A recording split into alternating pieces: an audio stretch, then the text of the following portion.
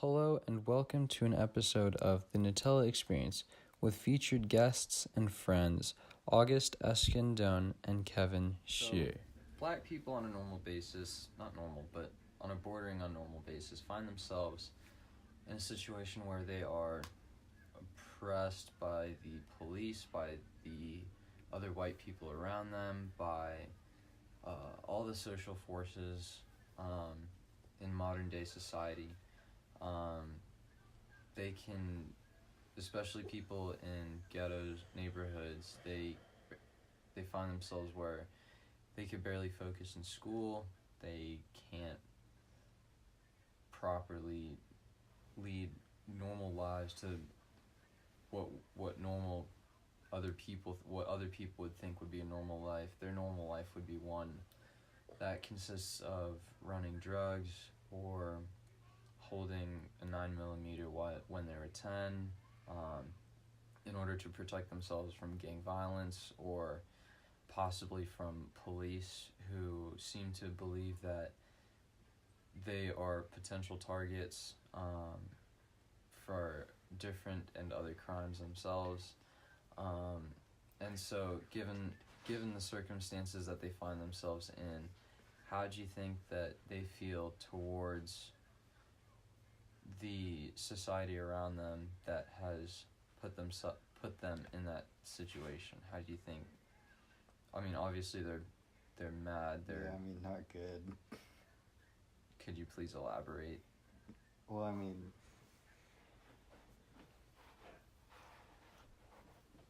it's not like I know much or am like. Of course. Well, you're Asian bourgeois. You're of a completely different race and class, but keep going. Well,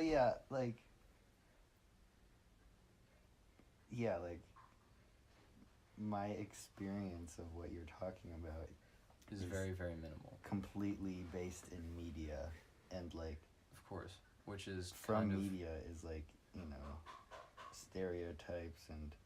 Which is precisely want to talk about this topic because media always portrays, well, not always, but often portrays a stereotype that is often violent and somewhat incorrect. They don't know the complete story behind all of it. They just know a certain picture, given that the person who perpetrated a certain crime is violent and of a certain race and of a certain social background. Yeah, it's the country definitely is still post-slavery, not post-slavery, but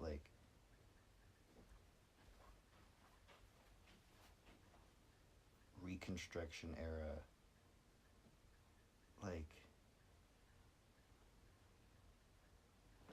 how we saw the images of them in the media that we see that creates an image of a violent black ghetto are largely created in the same vein of